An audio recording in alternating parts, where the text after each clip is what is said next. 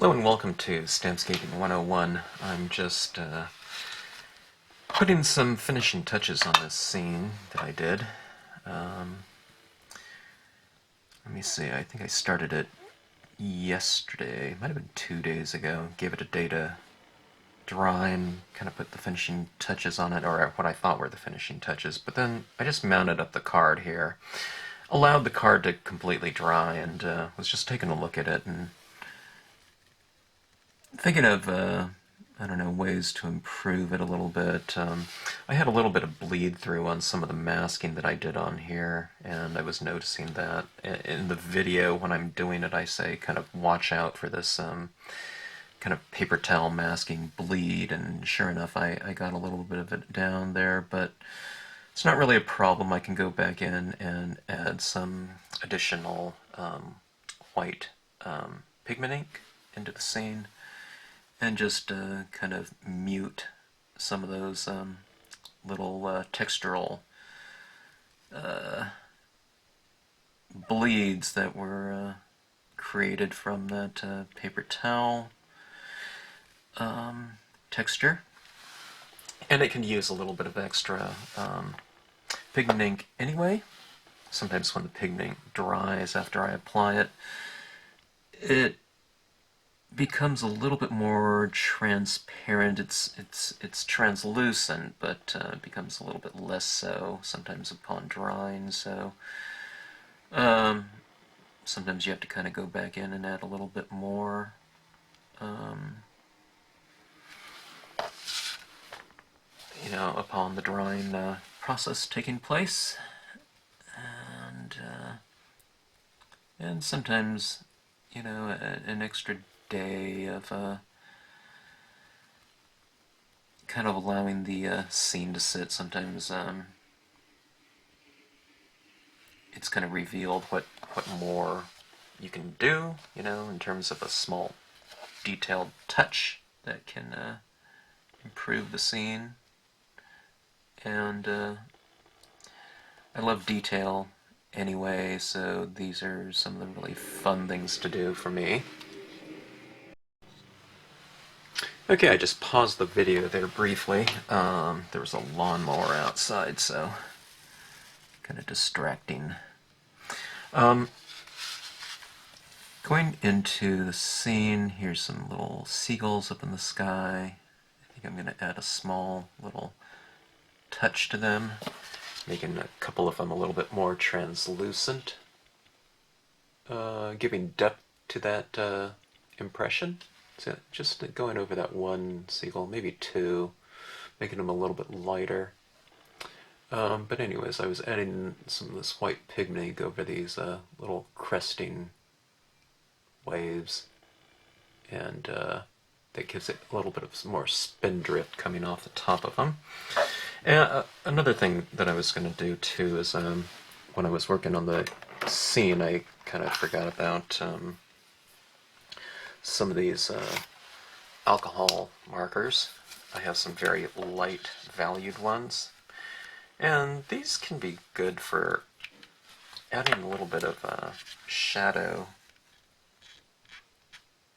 detail to you know, some of the very small areas within a scene that just kind of a sponging technique, it's just not really conducive towards.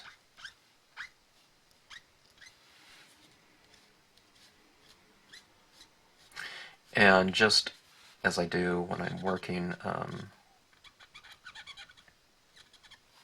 color sponging, I work usually from light colors, and I work incrementally darker, and that's what I would do with these markers as well. I don't want to go in with something too dark. I just want to go, you know, with what I think will be something that's a little bit darker than the existing color, okay? That way the changes come incrementally and very carefully, in terms of having a little bit more control over it. Okay, I'm going to pause here. Here's a blower going outside right now. Okay, they're gone. Sorry about the intro to this video being so choppy, but didn't want all that noise. Okay, I was just adding in some of the softer embellishments, details to the scene with some of that pigment ink and some of that pen work. I might add a little bit more pen work, but just going in and adding a few more of these little crisp, little detailed touches with a white paint pen, kind of in some of these areas where I've retained some of the lightness of the paper. I'm going back in and adding some additional little white dots to the tops of some of these waves, okay? And let's see if I can show that on this video here, but all these little dots in here are the white pen. You can see what it really adds to these areas right here, okay? Little highlights in the water surface, okay? Details going out that way. You can see it on some of the clouds right here. Where it's darker, I have fewer dots. Where it's a little bit lighter, you can add a few more, okay? Here's the sun coming out, and if I wanted to, I can, you know, even have some of those little kind of flares coming out this way. Maybe we'll do some of that. Kind of just trailing, you know, some of these little dots out that way. You can make some of the dots bigger, like, you know, like a camera lens might pick up sometime.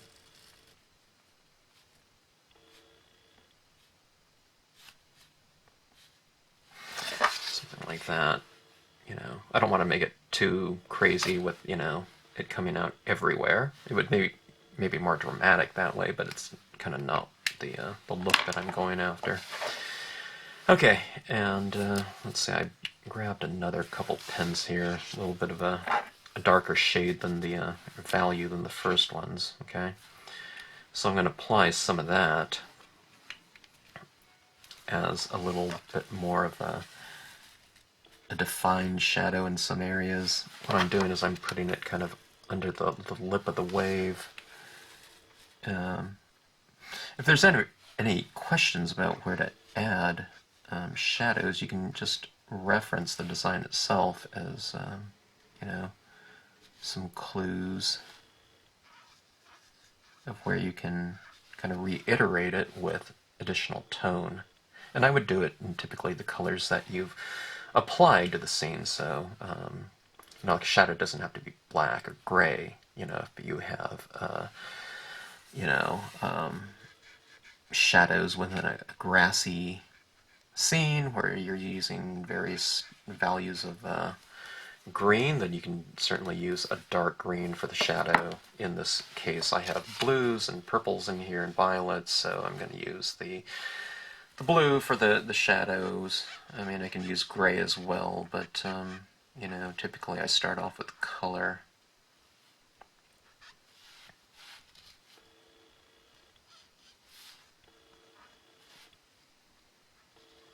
Okay, that looks about right to me. Okay, now one of the things, if you choose to watch this video in part or full or whatever, but you'll see me referencing a photograph that someone forwarded to me to try and, I don't know, not really replicate, but kind of reference in terms of a, you know, a source of inspiration for the scene. I didn't achieve the the tonal quality of the photograph, but it does kind of reference it in terms of the transitions of colors, starting from kind of the bluer tones and transitioning into you know, kind of a warmer sunset horizon, and then the photograph kind of transitions more into kind of an earthier reddish tone down here. And that's what I've kind of achieved with some of these colors down here. This one's more violet-y, orange, pinkish, you know, than what you'll see in the photograph. But you know, using the inks that I had without going into things like mixing, you know, of my re-inker fluids, you know, on a palette or something like that, and trying to get some of those really specific colors out of the photograph. I typically, if I'm going off of some, you know, inspirational source, a visual source, I just reference it, and I just get to a certain point within the card, and I just kind of determine what direction do I want to go with it. And, you know, the card often takes on a life of its own. And that's just, you know, for me, that's what I have to do. As opposed to trying to go for something, you know, a direct replication of something that a camera can do so much easier. And I don't know, this one's more jewel-like and whatnot, kind of more fantasy animation, you know, probably. But I like where it went, and my favorite parts of this are probably some of the cloud structures back here that were achieved with the ripped masking, you know, paper towel technique, and you'll see that kind of towards the end of the process. So anyways, thanks for tuning in to watch this video or introduction, and if you choose to watch the whole video and the making of this card, I hope you enjoy it. So thanks again for watching the Stampscapes channel. Okay, hello and Happy New Year to you all. This is my first video of 2016, and I wanted to get to a scene that I had a request from one of the viewers of the channel to attempt, at least as far as trying to get something akin to it. They wanted to see a kind of a beach sunset scene, and they were attempting themselves to do, this is a photograph now, it's not a stamp scene, but we can try to, you know, make our attempt at it. But they attempted this right here, and this is a nice photograph, getting a little moire effect here, but anyways, they had sent me the scene they did, and what they did I liked, but it didn't look like this scene right here because they were largely doing a blue color scheme, okay?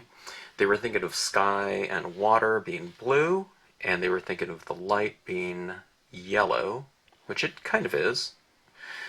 But what they were getting was blues up here, and where they were applying the warmer yellowish orange light, it became green, because when we're working with dye-based inks, they're transparent, okay? So what you're going to get is when you overlap one color over the other, we're not working with opaques, okay? We're working with transparents, so the colors underneath are always going to affect what you see when you get these layered hues. So what you had was it was blue up there, and it kind of turned green, and then it was yellow in the areas where they left the white of the paper, and then there was greens down here. Now, like I said, it looked pretty good, but it just didn't look like this in terms of the spirit of this color scheme.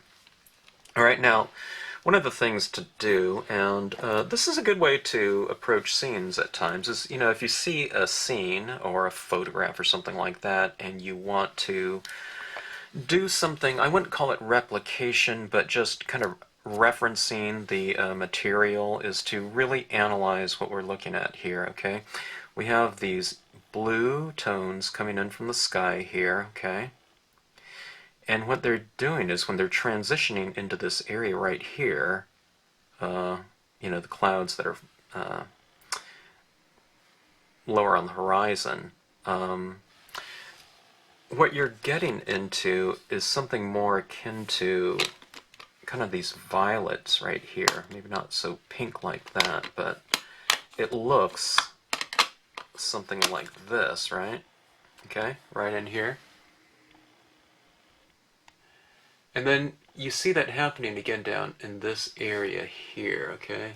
It's more of these tones, maybe even this tone right here, right? I mean, that matches this area down at the base certainly better than a blue. See, these are these kinds of blues up here. This is one of the things that are nice about the old Marvy pads, is that you can, kind of reference the, the cases in terms of the color schemes. Okay, so what we have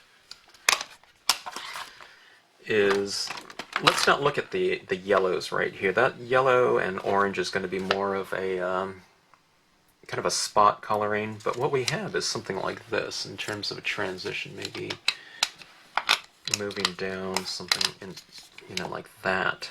Okay, so we have these blue tones up here transitioning into the lighter lavenders. Okay, and then what we have is this kind of lavender pink around in here. Now if we add that orange tone into here, orange is basically like a red and yellow, right? And then the violets are red and blue. So you have something in common with those. Now, there are some blues down in these areas down in here, and you also have some of the kind of the reddish tinges up here in the clouds. Let's zoom in again and take a closer look at this. Okay, now you see some of those yellows down here, but you do see some of the blues, like in the kind of the reflections where there are white, what do you call it, the foam of the waves. You see that kind of reflecting some of the blue.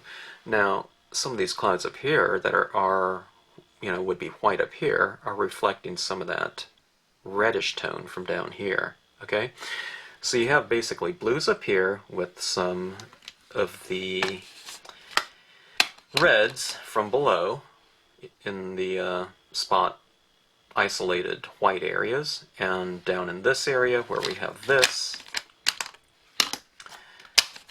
we get some of the blues from the sky. Okay, so it's kind of the opposite thing.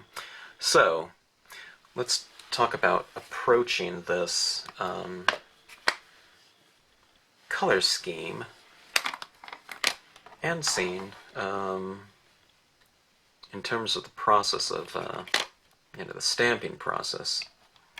Okay, let me see. Let me turn this off. Okay, now we have the Seaside Cove, and it's the smaller version here. There's also a really big version.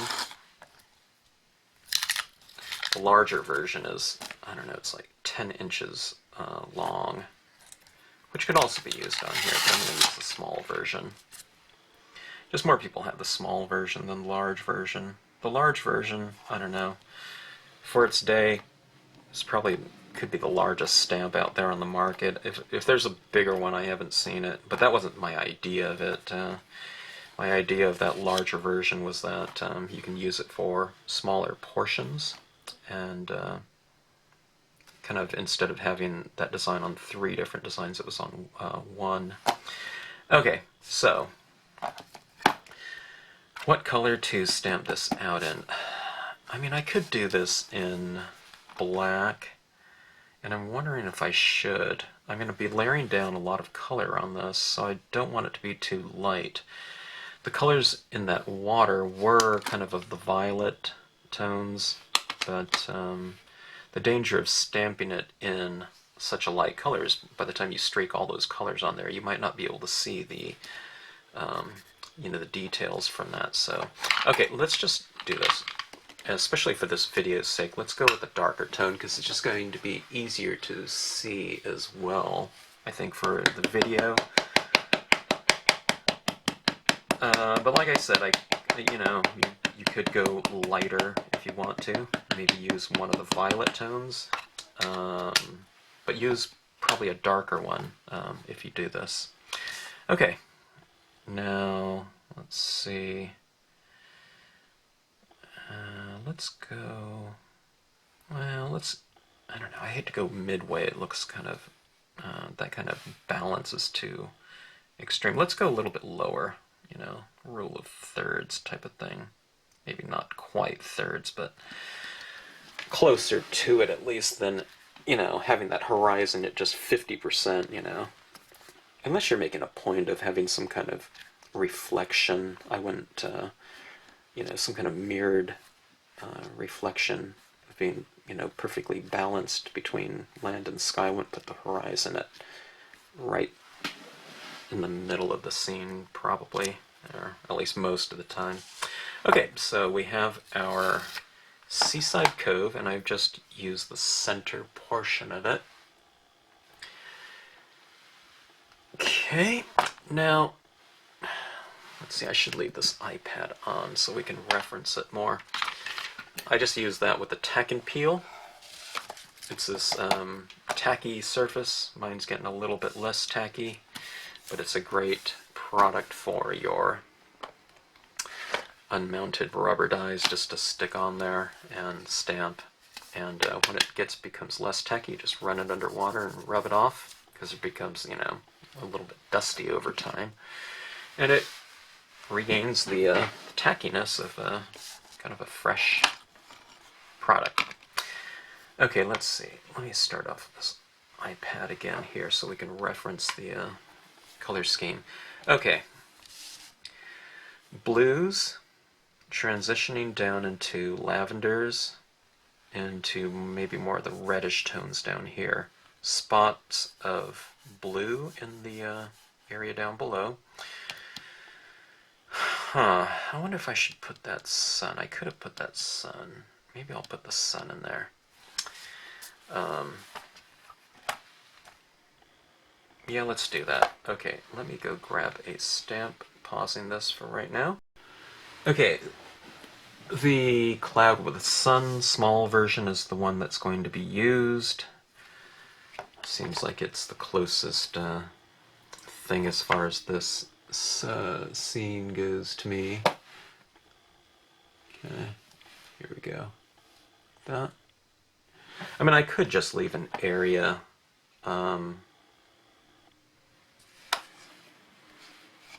A little area in there, a little white area that would, you know, when I add warm tones in it, it could represent the sun, but I don't know, if I have the image, I might as well use it.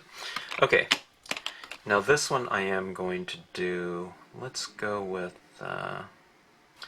this. The color of this is wine. Just go with something reddish if you're trying to replicate this, or go with me on this one. The reason why I'm going with this one is that if I'm going to bring in some of those orange and yellow tones into this, I don't want this to be, you know, the color that I'm using for this one to be too blue or anything like that. Now I'm looking at this again. I'm wondering if I should go with more of a violet. Okay. Let's use this one right here. I feel that the plum is a little bit more red. It has less, it's not transitioning over into the violets quite so much. And I think that's going to relate more to the orange and yellow that I'm going to apply over it. So, okay, let's go with our mask right here. Just mask out the horizon line. And I inked this up, and then what I did was I dabbed around on the edge because I want that to have a smooth transition out of the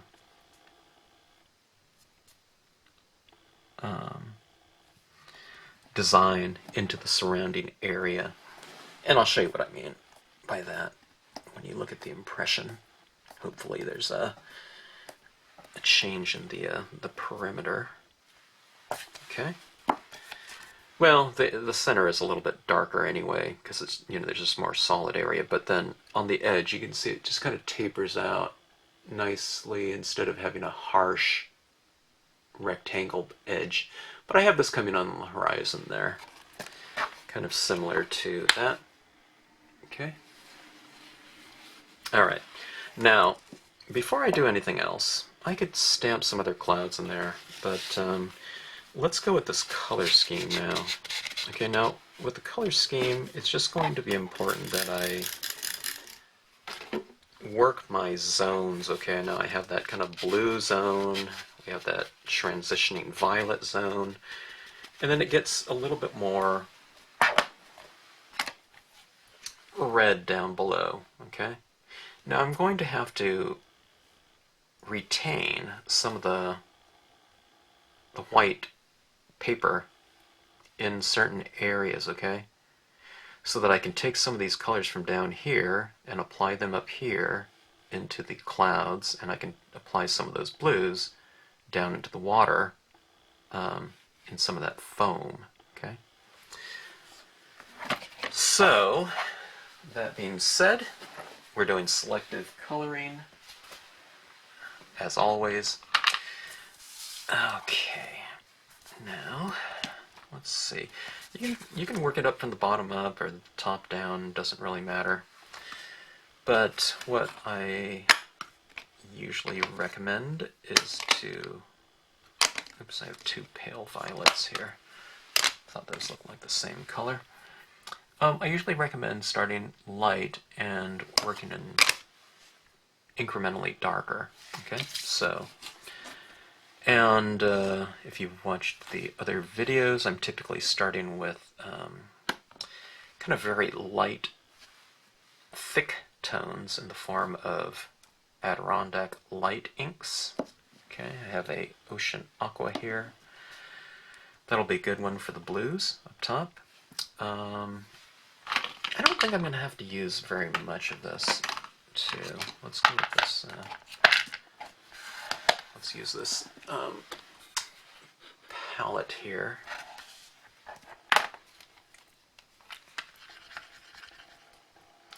Let's just use a little bit of it.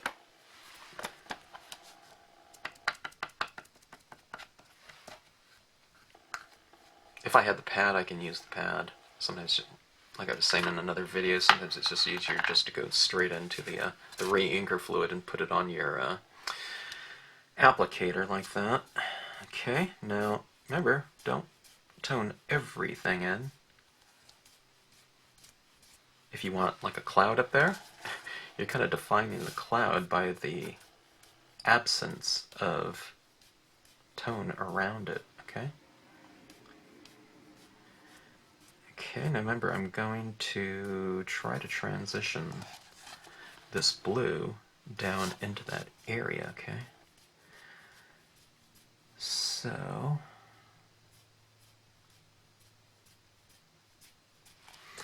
and where I add some of that orange and yellow, I don't want this blue to be there, so, or at least too much of it. Okay, so if I apply this blue down and I decide later, oh, you know, I should have put a little bit more of that down below, you can always go back to it, okay? Okay, so just kind of using it somewhat sparingly.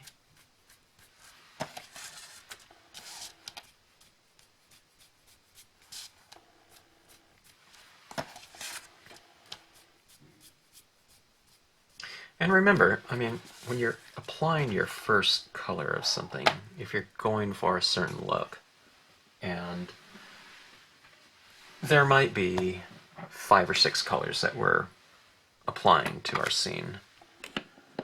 After the first color, you know, you're not going to get something that looks like that. Alright? So, a lot of people, mostly in a workshop situation where they've just never done this before, a lot of times, what I found was, it's kind of understandable. They apply their first color and they look at this and they, oh my god, it doesn't look at all like that, you know, or a reference sample that, you know, we've stamped out. And, you know, it's because we're not done. So, you have to kind of let it just develop. Sometimes, and it happens with me too. Sometimes I'm working through some scene, and while I don't usually have something quite so definitive, even this, photograph that I'm kind of referencing is something a little bit more defined as kind of a goal, in terms of it looking somewhat like it. Sometimes, I don't know, a scene just doesn't seem to be coming out, as I maybe thought it would, or thought it would by a certain point in the process, but I don't know, you just keep working it, and it usually comes out with pretty good results, if you kind of follow kind of this incremental value building, ink building, layering process, because everything kind of happens somewhat slowly and carefully. That was my next color, and that was a salvia blue. It was just a color that's a little bit darker than the previous color. If you don't have salvia blue, just go with the light blue. Go with some light blue that you have in your pad lineup. If you only have something that's a lot darker, like a medium tone blue, this pad here from Marvy is actually called light blue, but it's much, much darker, as you can see, than the salvia blue. I know this could be called like a cobalt blue or something like that. A lot of times there's more, kind of colorful names, that they might assign to pads. Cornflower blue, royal blue, I don't know, something more marketable, than medium light, very light, okay? But if you don't, what I was getting at is if you don't have a lighter blue than something that's a lot darker than the first color, then just put a little water in your applicator and just dab some of that color in there, and that diluted version will in turn be lighter in value upon the application of it. Okay, so you can see my clouds are starting to develop up here. Alright, it's because I haven't toned over it, okay? So it's, like I said, it's selective color application. You don't want to just add this in everywhere, unless you want the whole sky to be blue, that is, which maybe you do, but in this case, if I'm referencing that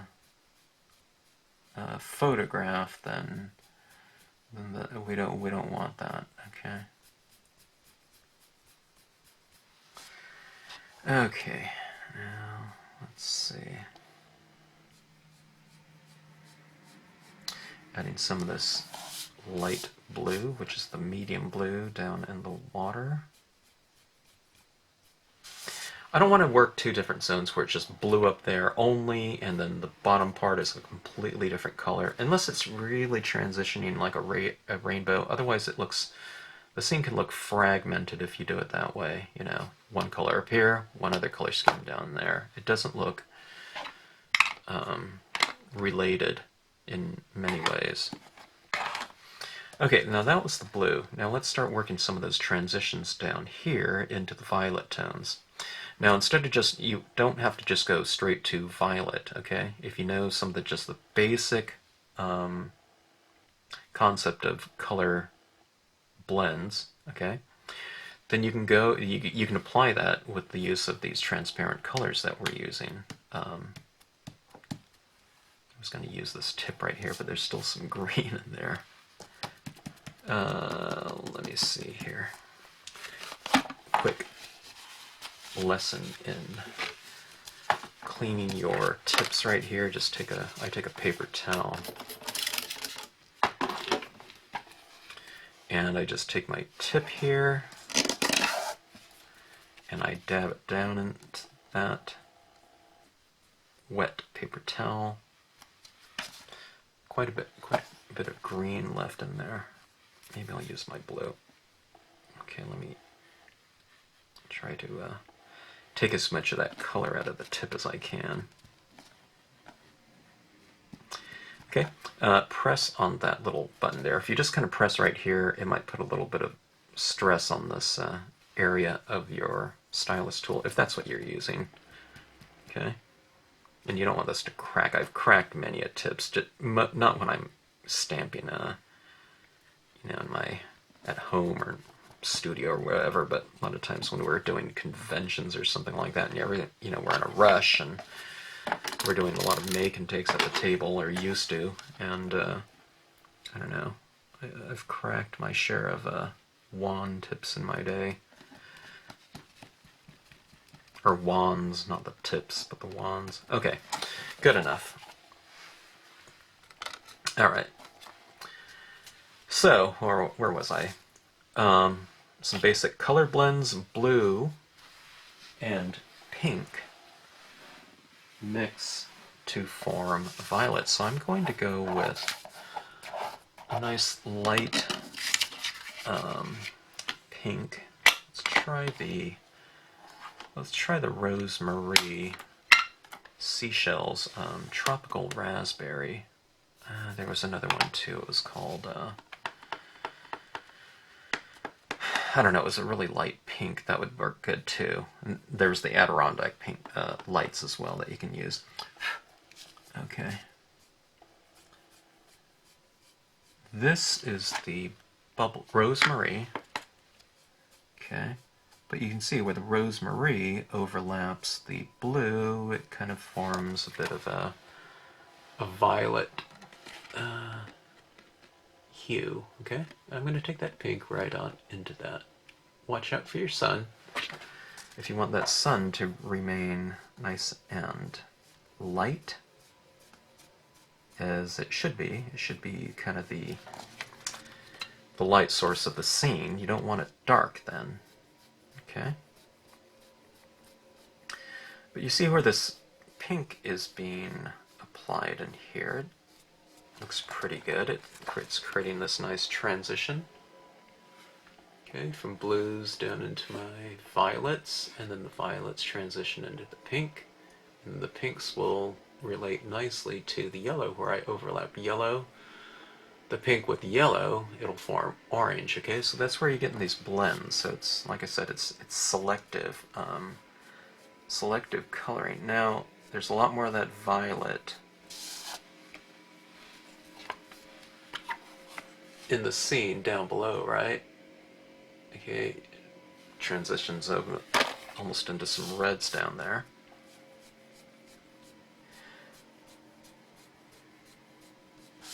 This is where I've retained some of my foam down here, that white water.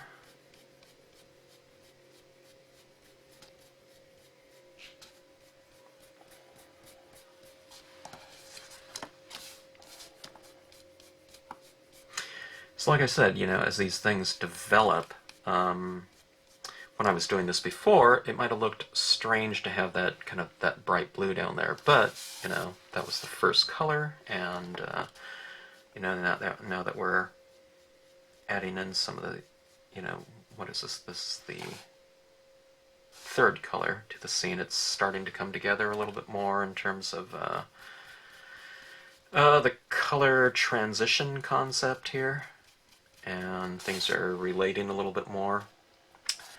Okay, let's take a look at this. At some point in time, I am referencing this photograph right here, but by the time I start getting into some other colors, maybe the darker tones, I'm not going to reference this so much because this is going to take on a life of its own, and you know, there's chances that it won't even look like that. But like I said, it's kind of a reference, you know, a nod towards it in terms of the spirit of it.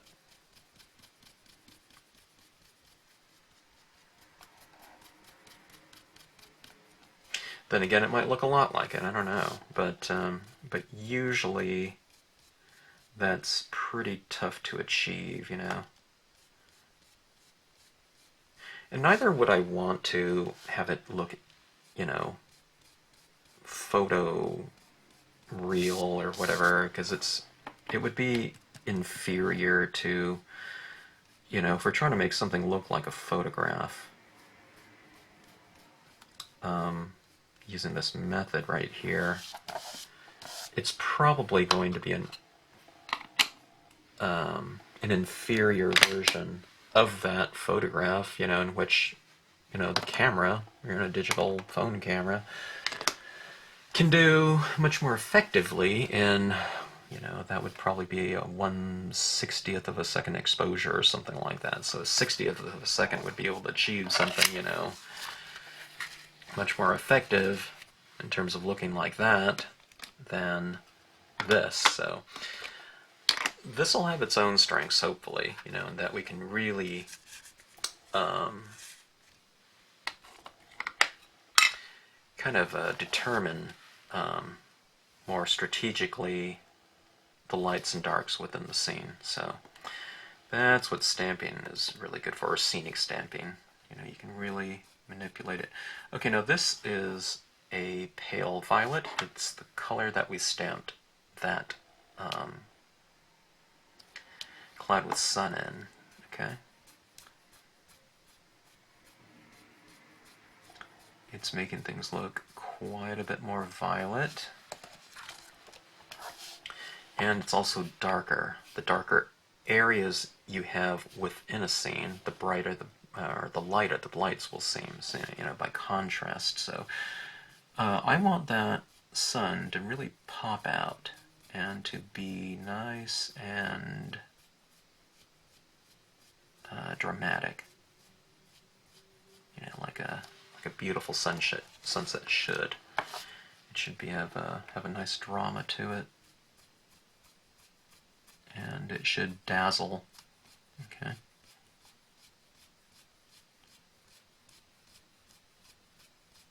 Okay, now I'm not going to take this too far up in the sky because I want that to remain more, you know, in the blue tones, okay? See this? Every time I come in from this side, I'm turning my card and swiping it this way. That way I'm getting this kind of tapered, dark to light, thick to thin look. Because I'm kind of pulling this up, you know, pressing hard, well, not real hard, but a little bit more, and pulling up, okay? So if this was the side of my page, it would look like that, okay? Thick to thin and dark to light, okay?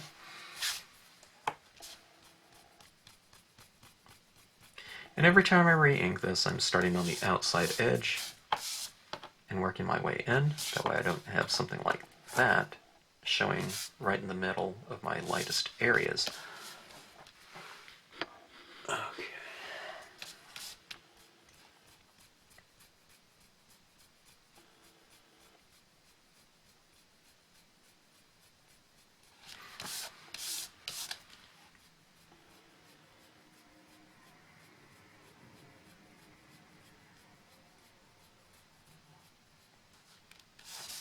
Okay. Now let's see, let's bring some of these tones down below here, because I thought the area down below looked a lot more reddish violet to me. Almost more reddish, I guess, than violet, but we're kind of continuing on with the kind of the hue color scheme change down below. That happens on the horizon where it transitions into the, you know, the violet warm tones. Okay, It's looking a little bottom heavy right now. I think I'm going to have to take the area up top and make it a little bit darker, which it looks like anyway, you know, in the scene. See how dark it is? And in comparison, it's really quite light right now. So let's bring in some of those dark tones. We worked through these two tones right now, a light blue and a medium blue, which is salvia and light blue, if anyone wants to know. This is Marvy's just straight blue, they call it. Not very creative in a color, but does the job in terms of the description of the color. just go with a dark blue if you have it. This one's a very neutral blue. It doesn't have green in it or something like that, like turquoise. Not that you can't use it on here. Okay, but when you're looking through your pad collection, if you have a pretty decent collection of pads, dark blue is it's usually one of the colors that people have. If you don't, then I don't know, maybe apply more of the lighter toned ones to see if you can get them darker just by the use of using more. At some point in time, you'll achieve, oops, you see that where I snag that and it got me right there. Alright, I'll try to smooth that out a little bit more. Usually I work an area a little bit longer, before I kind of move down into another area, but in this one I wanted to get down to some of those violets. So the page up top, what I'm getting at is the page up top was a little bit dry. So let me put some of this Adirondack light aqua ink in there, because it's kind of a thick light ink, and let's mix that with some of that darker blue, okay? And let's blend that, kind of that little snag application out of there.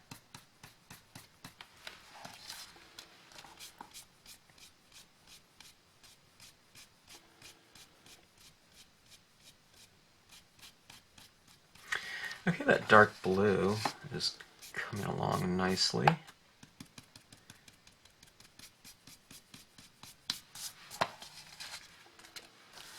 Okay, now I think I'm going to bring some of this darker blue right down into that horizon, okay? I see kind of a more definitive, darker tone right on the horizon there, okay? Right there. And I do want to create a little bit more of a separation between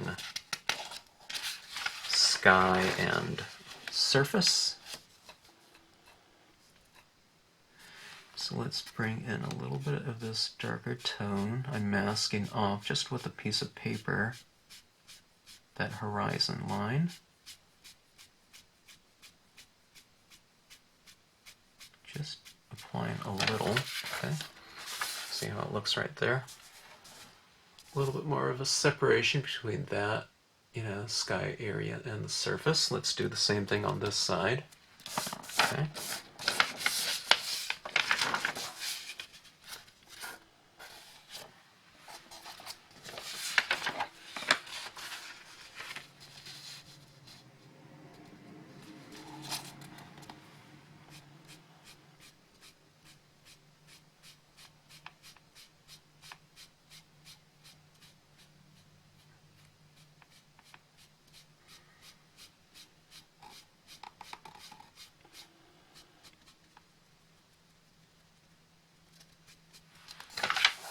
Okay, something like that.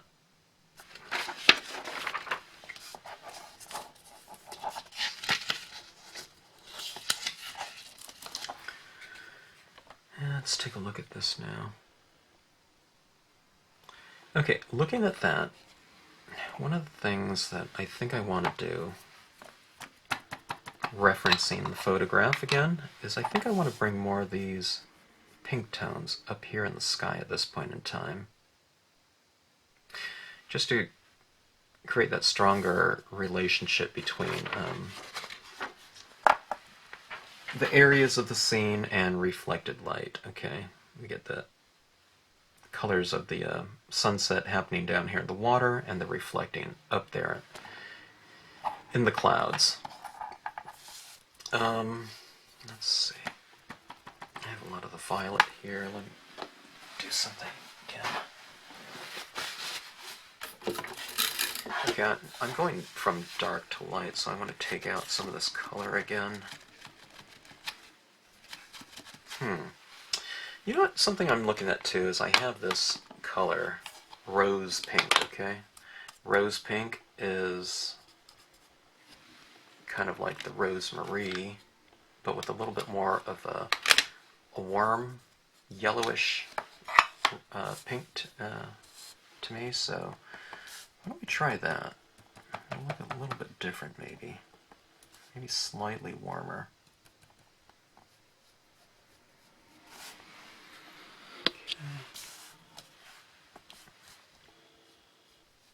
You notice how I apply this kind of gingerly.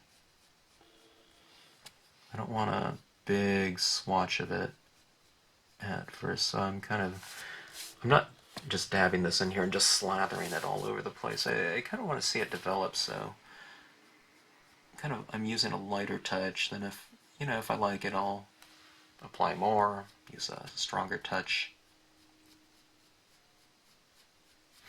And that looks about right. See that right here, having those tones up there in that light area I think it looks better. Alright, we're bringing some of these tones from down here up into that, so kind of creates a little bit of a stronger relationship. Alright, now this color's pretty good, so let's use this warmer tone, because after all we are going to transition some of that yellow into our violet and pink, so why not use a pink that has a little bit of the warmth to it already? If you have it, if you don't have it, don't have to use it. Alright.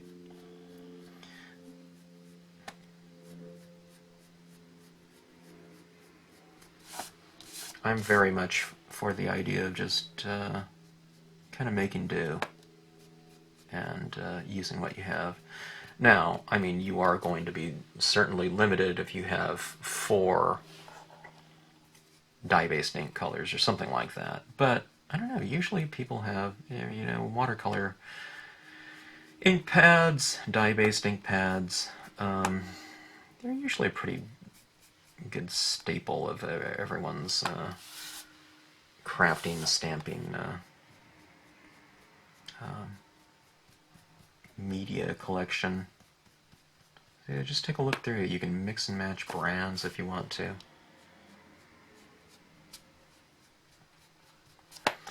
Okay, it's starting to warm up for me. I hope that's reading on the camera. Okay. And again, that was rose pink. If you have like a light, I don't know, like this color right here, this is a pale orange. If you have something kind of tan, like a warm tan, could be a distress ink or something like that, that would work good in here too. Okay.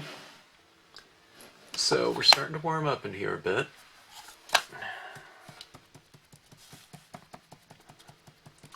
Let's try that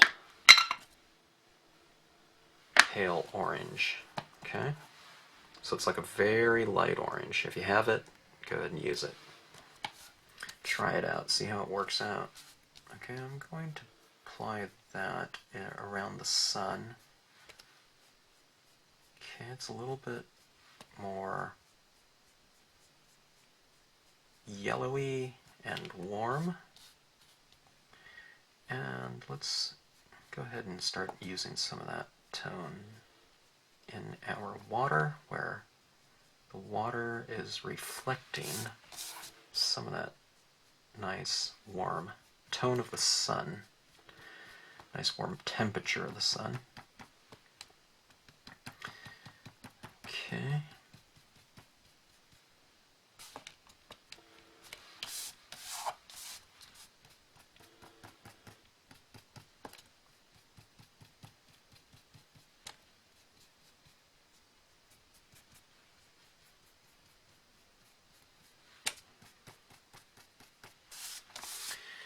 Okay, we have that.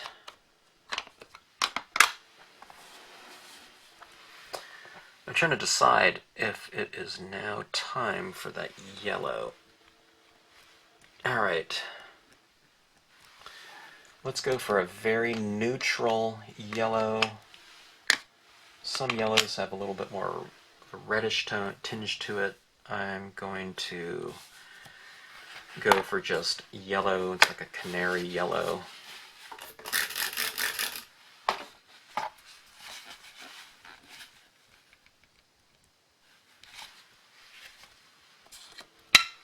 Alright.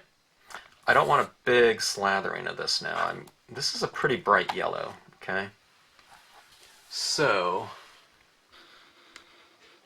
I want to be careful about not adding such an intensity around that sun that it looks kind of out of place, okay? And I also want to be careful. Now, a lot of people, you know, we're kind of thinking more theoretically than visually, okay? But if we're thinking about a yellow sun, you don't want to just color it all yellow. You don't want to color it that yellow right there, okay? Because it's going to darken that sun. Even though yellow's not a light color, it's going to be a lot darker than the white of the paper.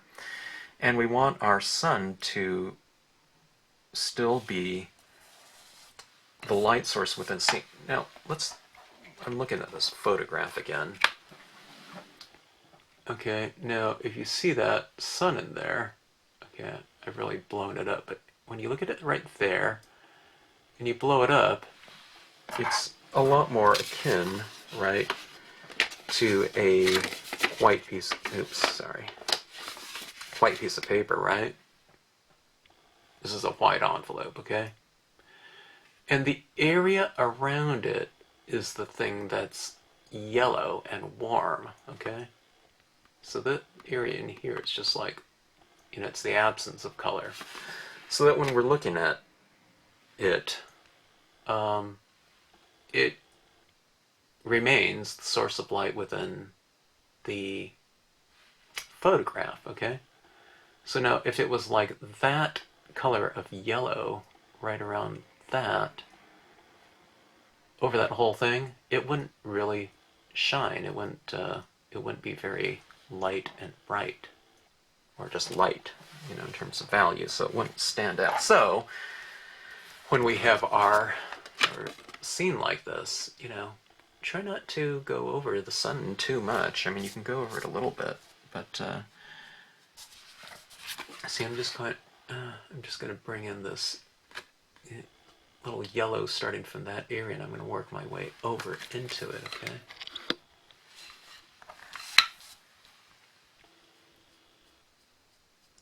Now, I've taken off a lot of the ink off of this tip right here, so I'm kind of doing more of a dry brushing application of it, okay?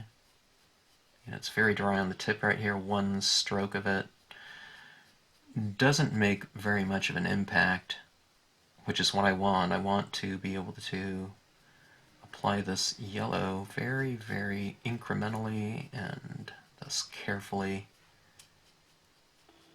onto the scene, because it's very warm amidst, you know, kind of a neutral to cool color scheme, okay? So you want that warmth. The warmth's going to be standing out as well, okay, because we're kind of changing temperatures, so we're creating this temperature contrast, so you see that yellow in there, okay?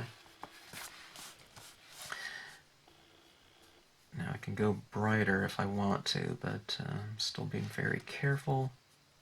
Let's add some of that down in the water, where the surface of the water is reflecting some of the colors of the sky.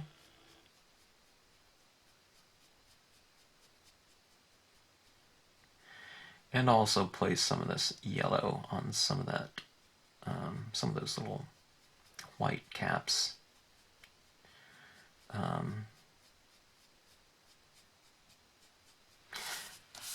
That are more reflective of the sky than, say, the surface, okay? Because whites, you know, these white little foam bubbles are going to be reflecting more of the light. So what we have it is down here a little bit of that warmer tone. I don't want it too yellowy. It's going to look strange if I make it too bright. Okay. Maybe I can put a little hint of it down here at the base. Okay. I'm kind of being careful not to go where I've added blue, because I don't want green in this area. Okay. Now, it's kind of looking a little bit, oh, I don't know. It's like a tie-dye shirt or something like that, which I love tie-dye shirts, but I just don't want this scene to look like that. Okay, so I'm going to move up now. I'm going to start bringing in some darker tones. I mean, this scene overall looks pretty good as far as the foundation goes, but, you know, as far as scene goes, it doesn't look quite right, you know, like this does, okay? We have this darker toned top, you know, these little separations between sky and land. This area down here gets much, much darker too, okay? I want my focus of the scene to be this area in here, okay? That should be the focus of it. Which it kind of is. Your eye goes right here, but this is so light down here. It doesn't really frame the scene together. So now is the time when I'm kind of referencing the scene a little bit, or, you know, the photograph, but I really need to just take a look at this in terms of a, you know, individual scene and do what it takes to kind of finish it off in terms of the color scheme you know, right now. So that would mean darker tones, framing, etc. Now that's where you can kind of go and take a scene, because in a scene or in a painting or something like that, you can kind of make it however you want.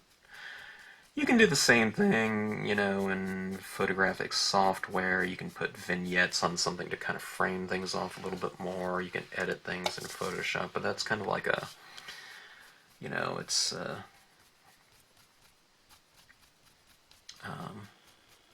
you know, it's a digital, it's like a digital darkroom or a digital paint box that you're using.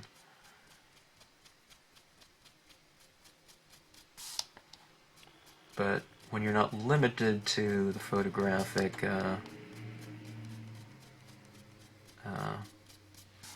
print or whatever of something that you took, you can really change it, you know. We can add things to the scene if we want to, foreground or whatever.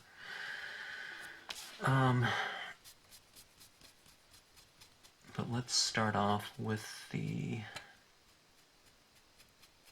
tones, okay? Okay, that was pale violet again. Now, like I said, on the scene, it kind of started moving down into this area into more of a reddish, almost brick, you know, color. And let's do some of that. I mean, a brick color would be kind of like red, maybe a little violet, you know, but with a little bit of warmth to it and certainly darker. Okay.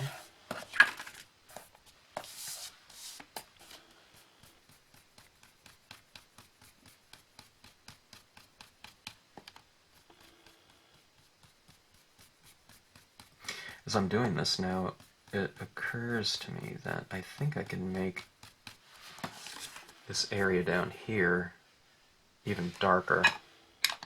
Okay.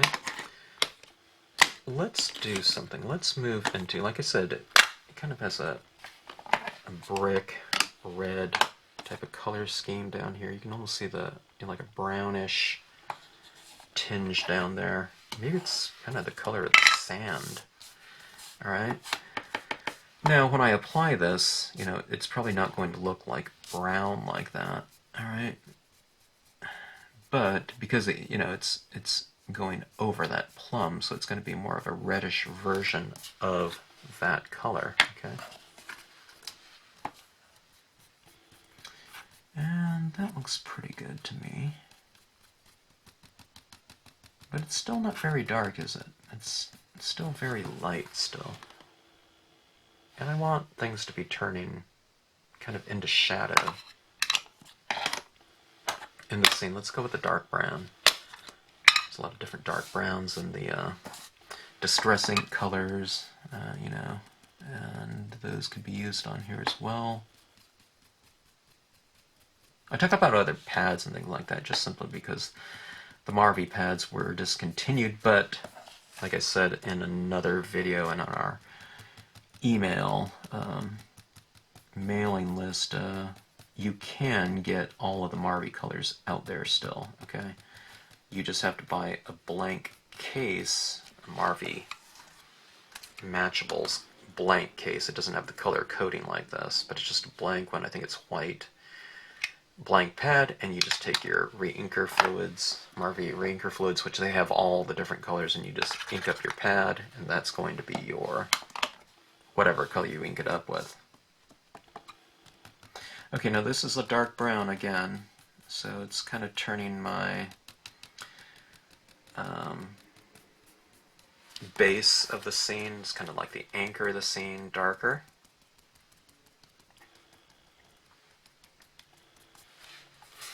Okay. Might be a little bit too brown for me. Let's try something like, let's go into violet here. Violet's a really dark violet. My pad happens to be pretty dry, so I'm able to tap right into the pad and apply it right down on the card without blotting it first, okay? If you have a brand new pad, you might want to blot out your darkest of tones before you apply it. Otherwise you're going to get like these shapes everywhere like that, you know? That's kind of dry still, but if you were using a much wetter pad, it would might have kind of a too strong of a print, you know. In this case it happens to be an oval sponge. We don't want that.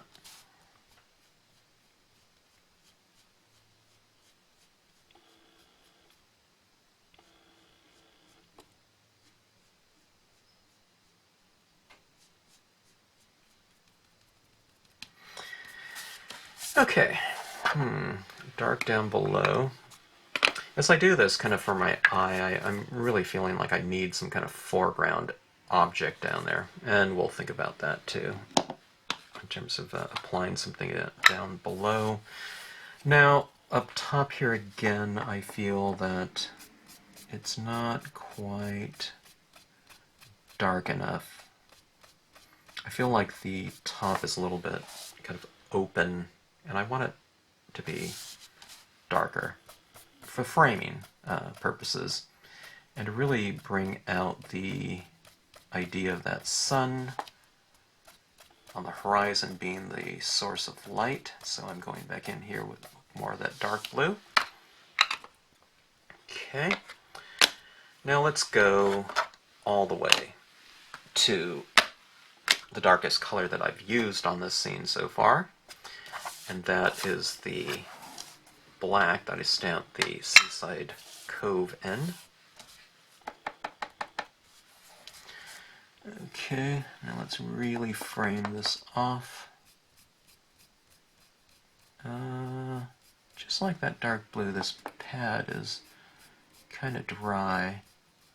And in this case, that's not a bad thing because I want this to apply nice and incrementally and carefully.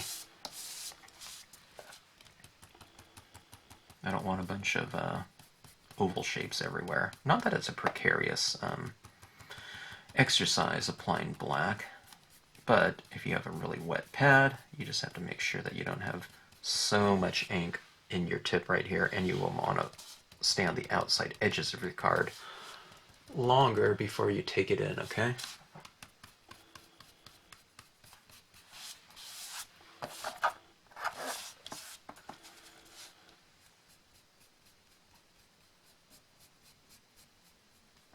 Applying it, you know, down here at the base of the scene to kind of frame that off.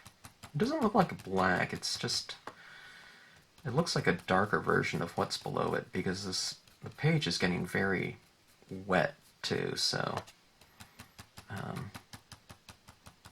you know, the ink transference from wand to this isn't fast because it's kind of achieving, kind of the surface is achieving kind of a super saturation of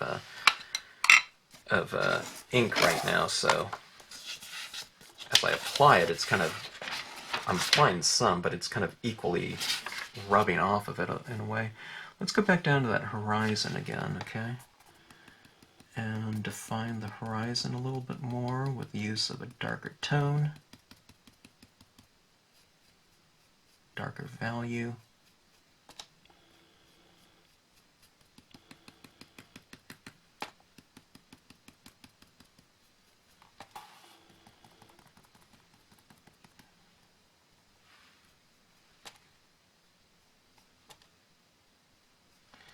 Kind of defining some more of these waves,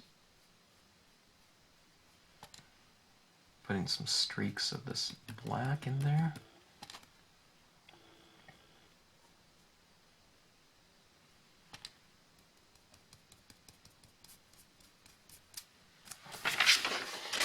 Okay, that looks a little bit better.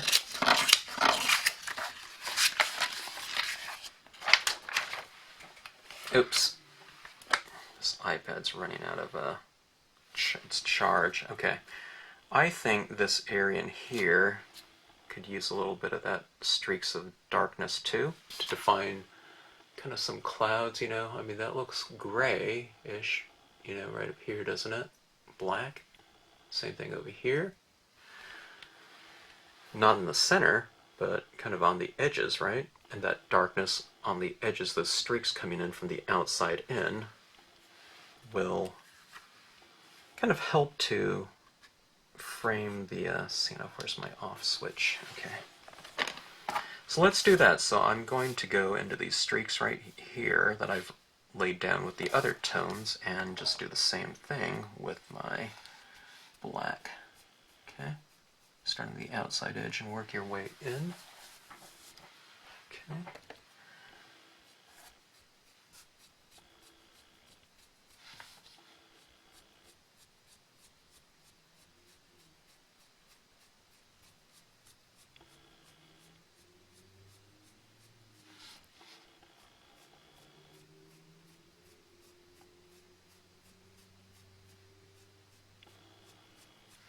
For me, this scene is just kind of coming together now in terms of a color scheme. The other colors were looking a little bit too wild and kind of uncontrolled, you know. So this darker tone, in this case the black, is the thing that just seems to be bringing everything together properly, visually, you know, to create kind of a little bit more of a harmony, while at the same time it is framing the scene compositionally speaking.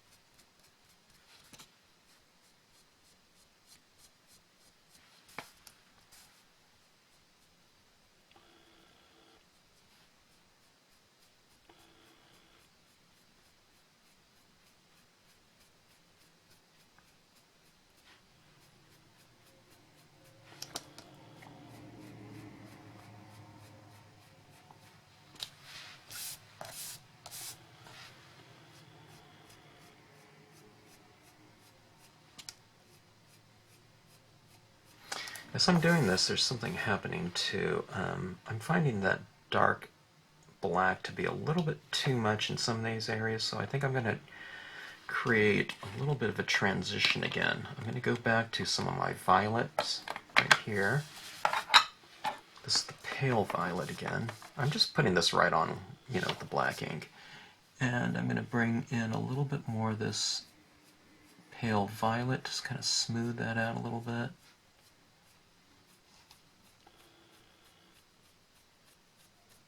So, that being said, you can always go back and add more of a tone that you've already used.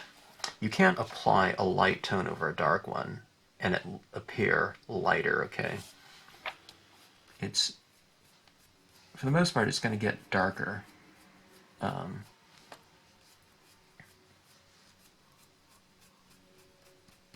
you can kind of pull things together a little bit more sometimes by going back to and strengthening a color previously applied. Maybe you're applying more of it this time. I don't know. You just kind of have to go and see how it looks, you know, when you've kind of arrived at a certain point within the process. Okay.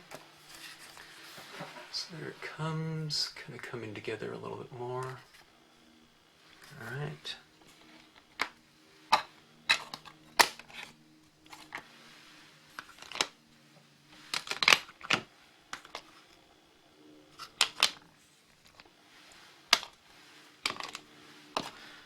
This is another black pad right here. Maybe this one has a little bit more ink in it. Let me try that. Let me see if I can get a little bit darker here. Yeah, it's darker. I want to go with the four corners. The darkening of the four corners for a kind of containment, kind of a vignette effect.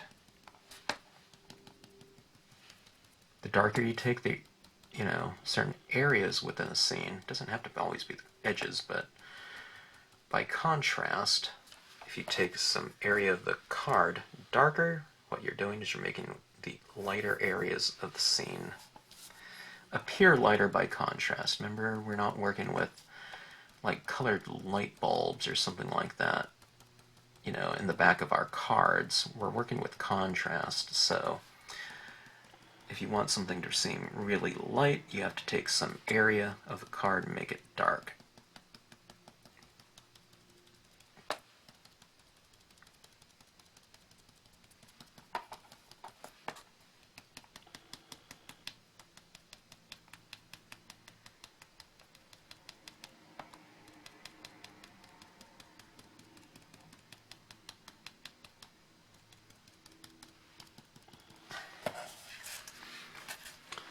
Okay, that's quite dark up in the corners, right? Right. I don't know, I keep looking at it, I have to do this right here. But the horizon, again, since I made those areas darker, I have to make my horizon a little bit darker too. Maybe not the whole streak of it, but maybe just a little corner, just to kind of create that separation between land or surface and sky.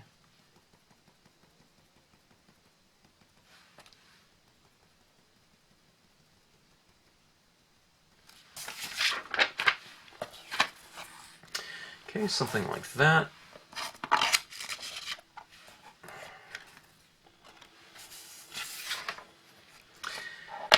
All right. This thing needs something, doesn't it? It's lacking some texture right now and kind of a focal point. The photograph didn't have it, but I think the scene needs it. Okay, the stamp scene needs it. We need some highlights in here and some other types of effects. Maybe a little bit of texture down here. In the photograph there were a couple of rocks down here. I think we can do some of that down here. And maybe put something out here in the middle of this body of water. And let's soften it up a little bit with the use of some white pigment ink and some gel pen dots. But before we do that, let's allow this to set up a little bit and to dry, and we'll approach all of those other effects at that time. Okay?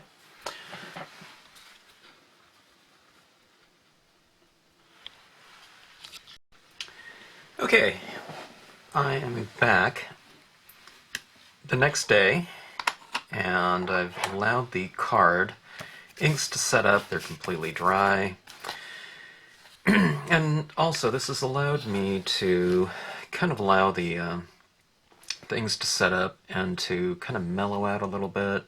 Take a look at the card and see what these colors are going to look like when dry.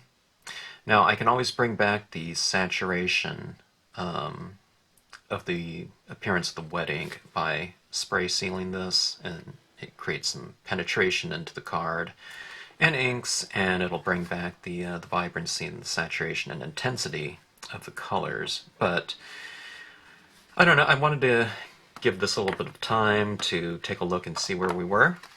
This card is looking really very bright. It has kind of the same intensity from top to bottom. And let's bring in the kind of the inspiration scene right here. And it looks quite a bit different. You can see I have a lot more, get that reflection out of the way there. There's a lot more pinks in here, okay? But one of the things that occurred to me when looking at this is we need these what's the word, striations or whatnot of clouds within here. The darks and lights within this space right here I think are really important to the overall kind of feel of the photograph and I don't know, skyscape when, you know, this photograph was taken. In the scene right here, I mean, I do have some streaks running across here, but they're just not defined enough. We need some variation within this space right here. Now, instead of just adding more streaks with the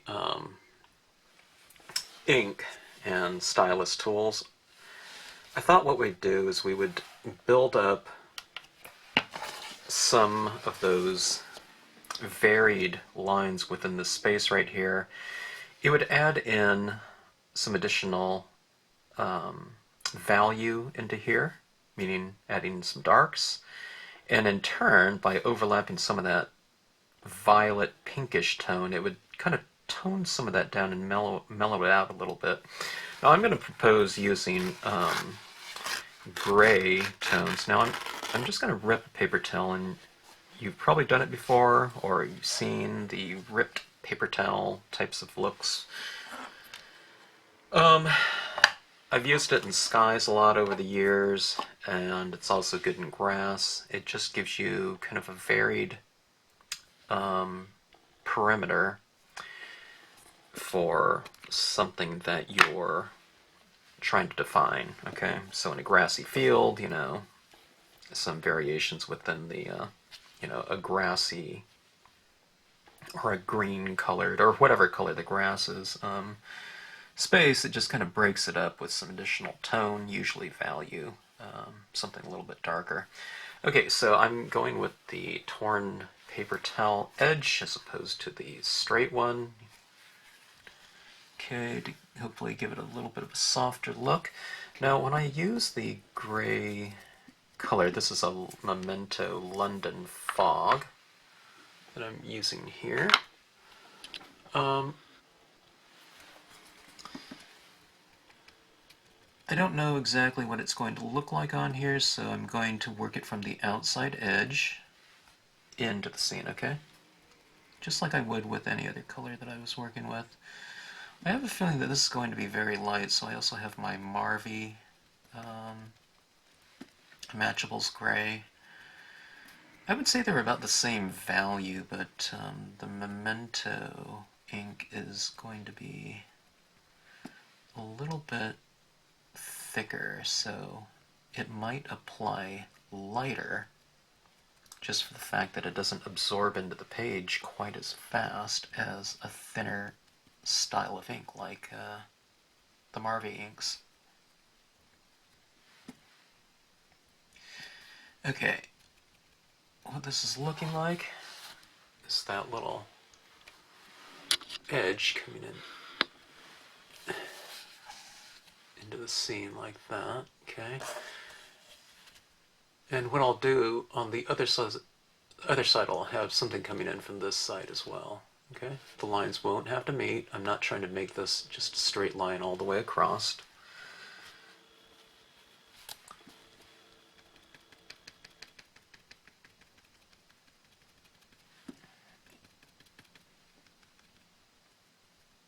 And I want it tapered, okay? So kind of thicker, thin, okay? Out to in. Lighter, dark, so there's more ink farther away, okay? From the sun. All right, let's see. That looks pretty good to me. I didn't know what the color would look like, so I wasn't sure exactly about the gray. Not that it would be a mistake to use gray, but I was just kind of curious to know if I would be using some additional tone on top of the gray. But I believe that enough of that pink and violet is showing through that gray, so it doesn't look like it's just a straight neutral gray. It's more of a violet gray, you know, because of the transparency of the ink. Okay, let's come into it from this way now, using the same London fog color.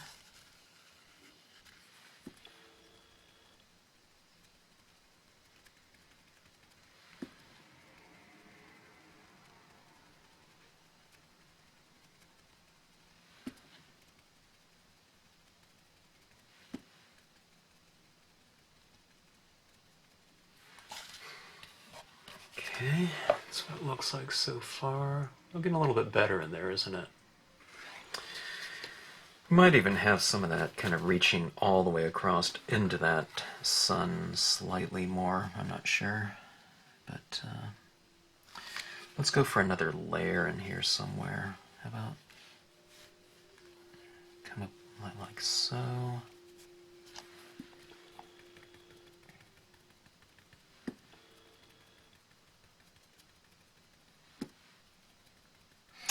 That's what I think I was mentioning it in this video at some point in time, but sometimes you just never really know what something's going to look like or what I don't know, journey, I guess you can say, the process is going to take. For me, I mean, I'm laying down these clouds in here, and the thing that's going through my mind is, you know, more than color addition, I think this is a little bit more where it's starting to come together for me, as far as a, you know, a decent looking finished scene.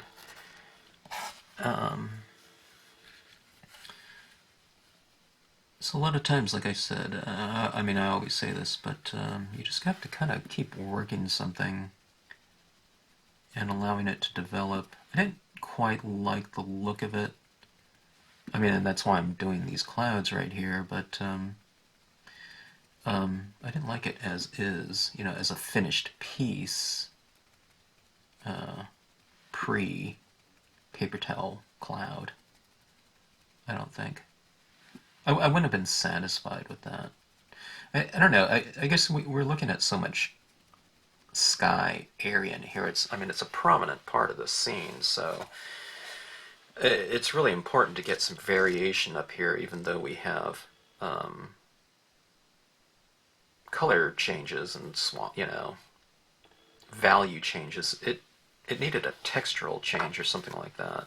It just needed something. I mean, this isn't the only solution. You can do other things, but this edition is really kind of bringing it together, I think. It looked plain to me before.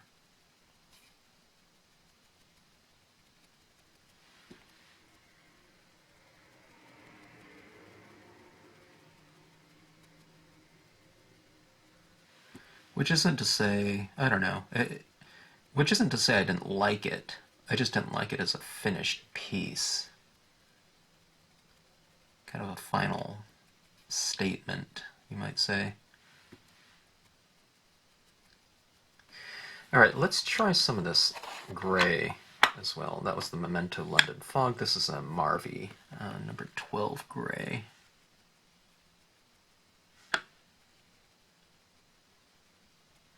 I don't use gray very often, but in this piece I figured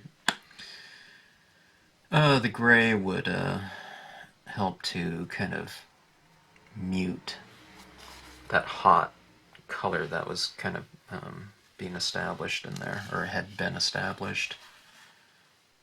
It definitely needed something. Okay, let's see. I'm looking for a good ripped area here to come in from this side.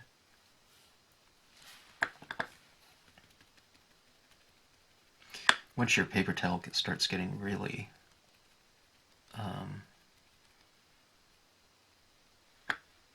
absorbed with, or the ink gets absorbed into the towel too much, rip a new piece, otherwise it's going to kind of show through and it'll kind of give you the texture of the paper towel on your card because it's soaking through it. Okay, a little bit better. I'm wondering about up here if we want to do anything up in that area. Okay, so just kind of freeform clouds. Or do we want to go darker out here? I'm not really sure. Let's take a look at the reference piece.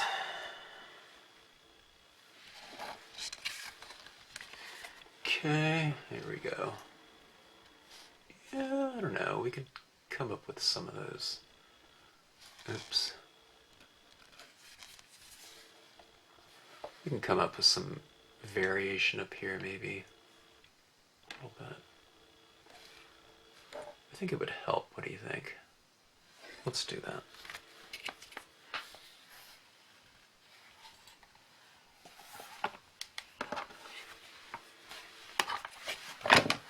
Okay.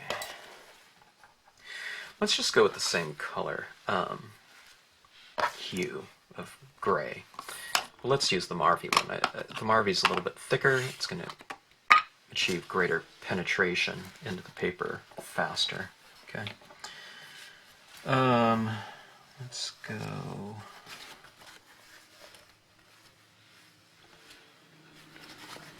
Try to find that a good ripped area again. Let's come in from. Let's come in from about right there.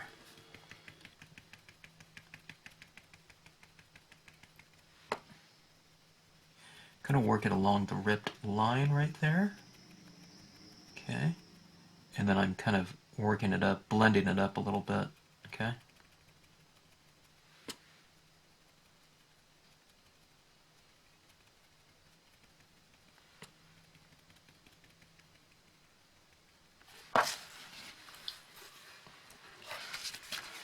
See right there. I just laid down that part right there. So what it looks like is that. A lot more dimensional, isn't it?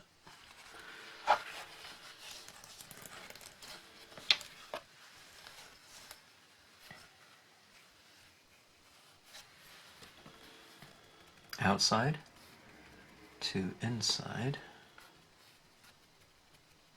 From the rip and up, okay?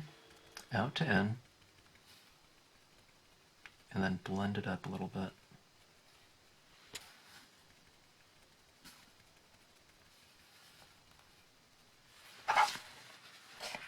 Okay.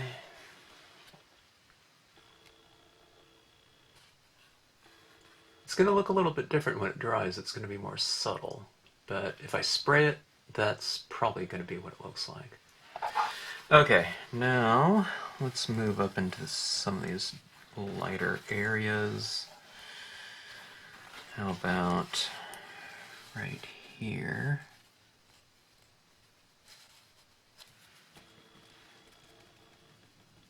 If you don't like your rip, just make another rip in it. Sometimes paper towels have a little bit of a grain to them, so if you rip it one way with the grain, it gives you too straight of a line, so what I try to do is I rip against the grain a little bit.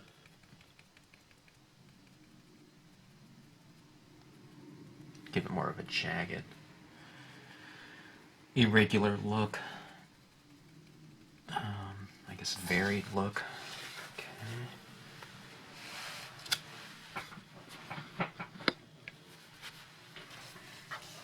And once again, I'm using the Marvy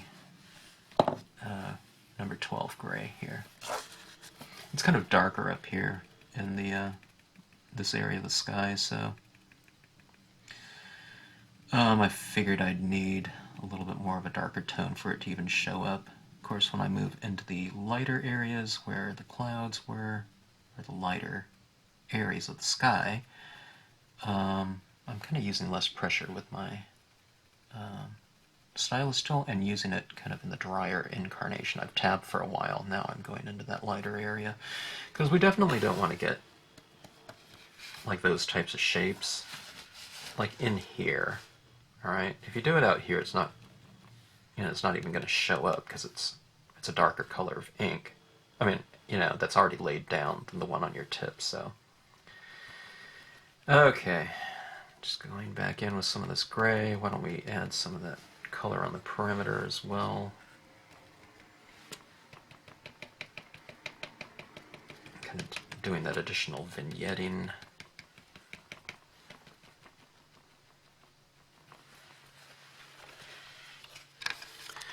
Okay, a little bit better. I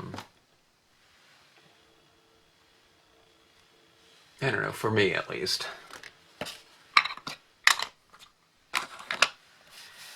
Okay, I was looking at some kind of focal point types of stamps, and I don't want to put anything in here.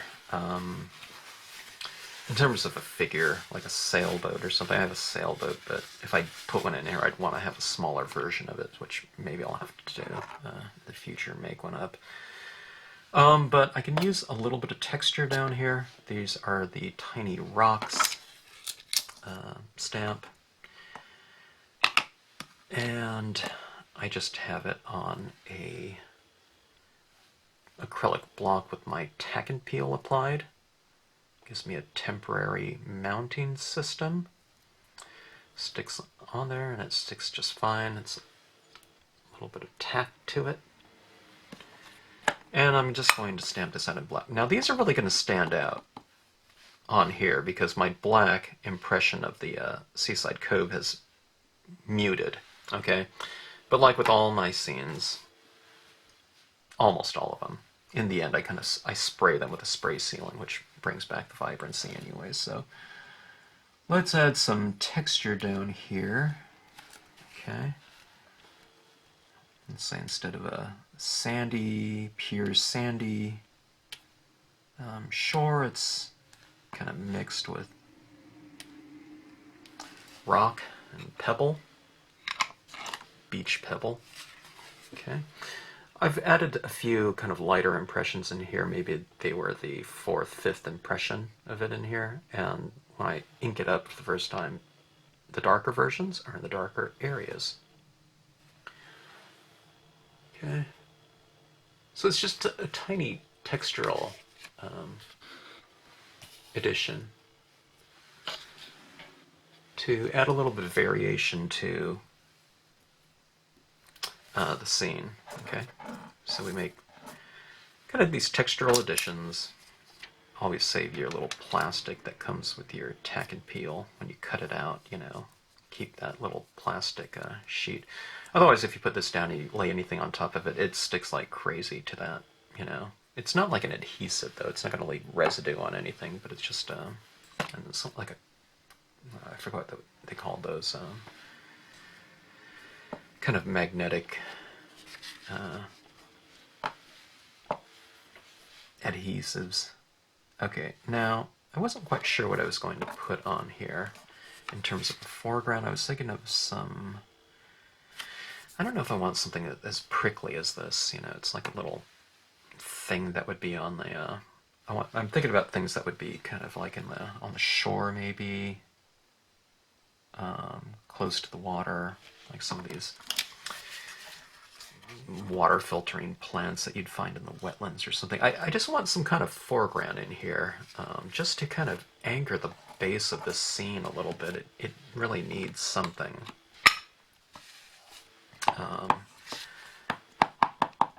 Just to vary the foreground a little bit, and scene in general. Let me see. I think my black pad is a little bit dry.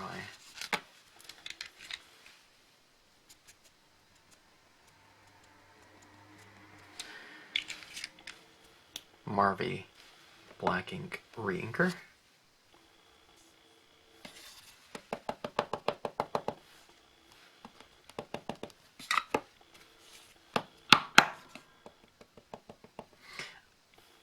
Sometimes I'd wait for this to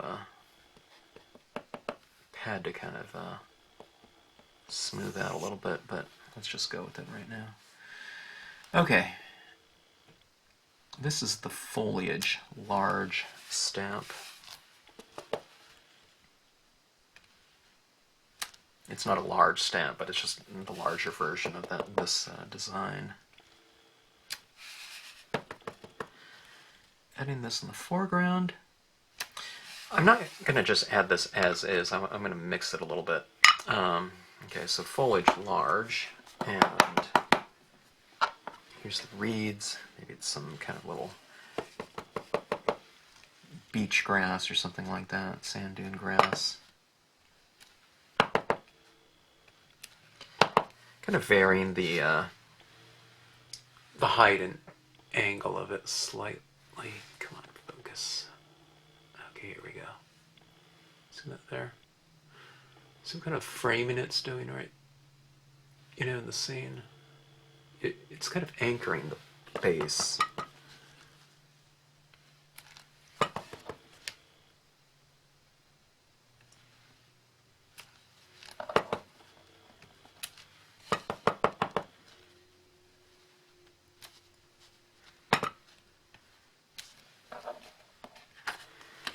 Okay. Also, what this is providing texturally,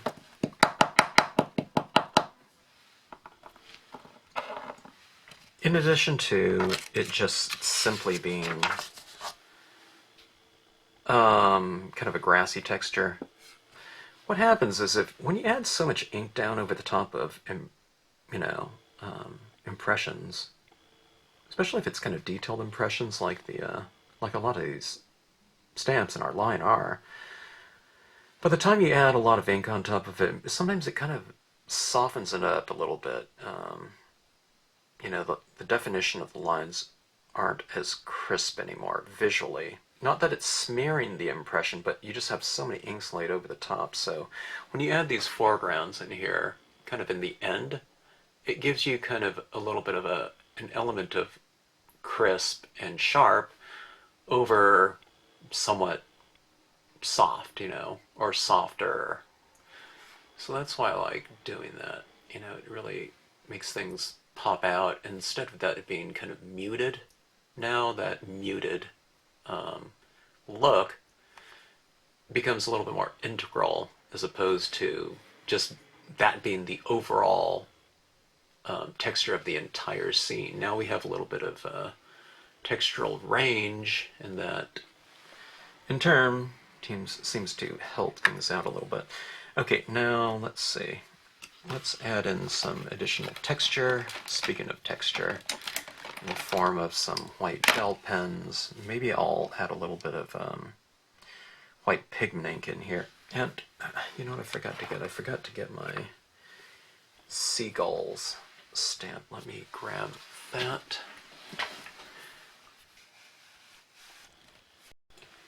Okay, we have a couple pilot pens here. There's probably a Uniball Signo pen, white pen around here somewhere. Actually, that's the Uniball right here. Got to make sure all my pens are working. Okay, but let's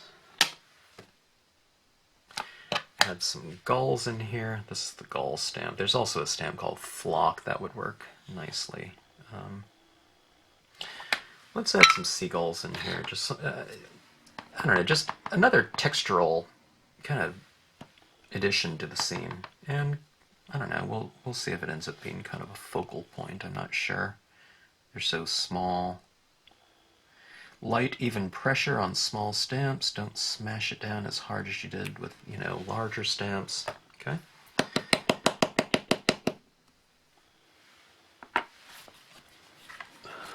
Just some gulls up in the sky. Okay. All right, now,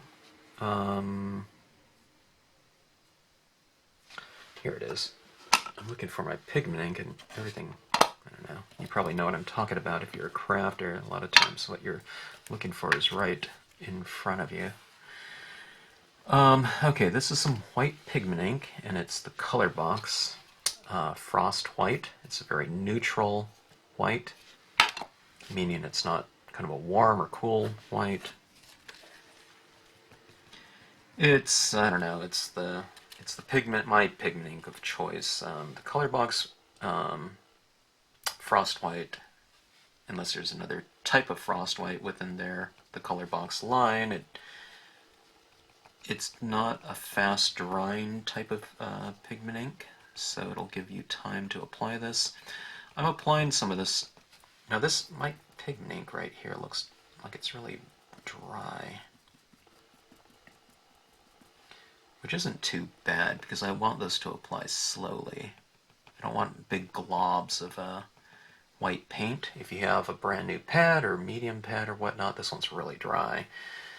Kind of just lightly tap it into it and blot it off for a little bit first before you apply it on your card. Otherwise you'll be getting balls of thick paint everywhere, okay? So it's using a really light touch. In my case, I don't need to use such a light touch because it's fairly dry on my tip. So if you don't have that, then dry it off yourself, smash it down a little bit, light touch. As you use more of it, you know, you can use a heavier touch to it if you want to. Okay, just going in here and around some areas now. Where I covered areas up with the paper towel, it represents the top of the cloud, right? Because we're adding in the tone behind it. So, on the tops of some of these negative spaces right here, or is it positive space? I'm not really quite sure. You can add a little bit of white pigment ink up there. Pigment ink, when you apply it in a very thin layer, it's more translucent than opaque. Okay, let's see if I can show this on camera. See right on the top there? Right there is where I'm adding a little bit of ink. It doesn't look perfectly white because some of the colors are showing through it a little bit, okay? But that's what it looks like. A lot of people have... I mean, I keep saying all these little tips here about application because these are the questions, you know, the things that I've been asked over the years repeatedly, and like I said, it's understandable if you haven't done the technique before, and someone does take a cotton swab and they put it in pigment ink. A lot of times everyone's pigment inks are really, this pigment ink pad of mine is probably 15 years old or something like that. I don't think I've ever re-inked it either, but that being said, I probably used mine a lot, and plus it's old, so when using a new one, it's really easy to go in there and just apply too much ink everywhere. It looks like a big blob. Okay, it looks like that right there, okay? Good thing about pigment ink, you can just wipe it right off, okay? Now, I purposely kind of ran that in there, but just to say, you know, if you apply too much, just remove it. It's not like dye-based ink or something like that, where if you put a black thing, you know, dab right in the middle of your scene, it's you're stuck with it, kind of. You can cover it up with some other stamp or something like that, but you can't really remove it from the page. Okay, so kind of dry brushing. If you know what the term dry brushing is, applying paint with a very dry brush. This is kind of dry brushing itself. Okay, so a little bit of white paint on the tops of some of those clouds. So we've defined some clouds using the negative space behind it, down the part that's been covered up. In the area between light and dark, we've added a little bit of that paint, and thus defining it a little bit more as a cloud, okay, as a three-dimensional light catching entity. Okay, light is kind of coming from the sun here and illuminating a certain part of it.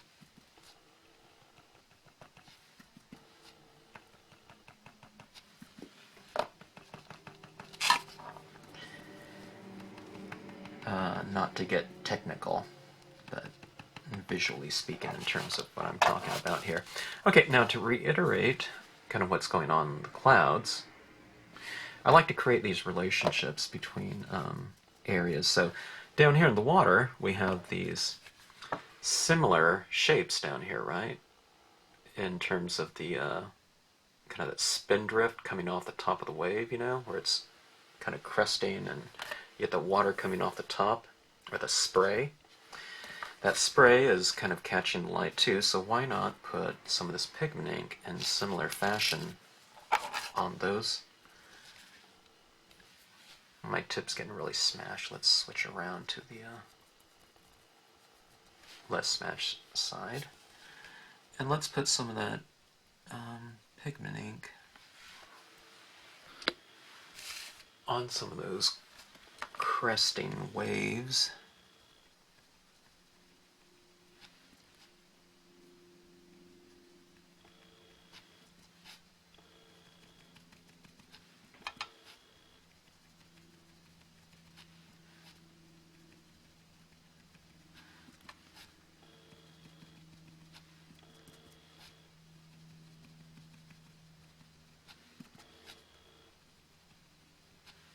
Okay. A little bit of a relationship between water surface and sky. Sometimes during certain sunsets you can look at it and it looks like a, if there's a lot of cloud up there, it looks like a body of water.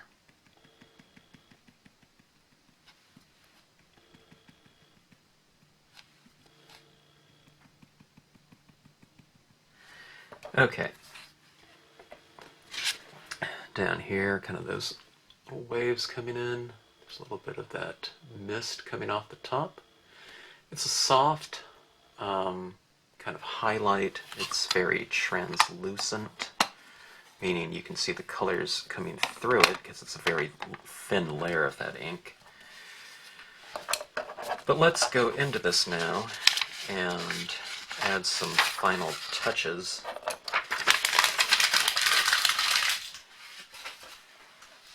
Okay, let me try out a couple different pens here. I'm not sure if all my pens were working.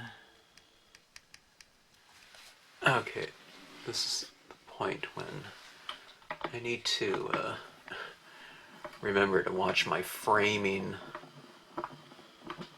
with my camera. Here's a lot of detailed work right here. I'll try to keep in mind where I am in the scene. With this camera, I always end up filming out here and I'm doing all the work over here. But okay, let me see. Let me try my Signo pen.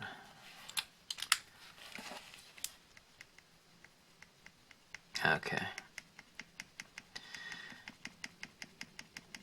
Additional spindrift, a soft highlight with the white pigment ink, okay?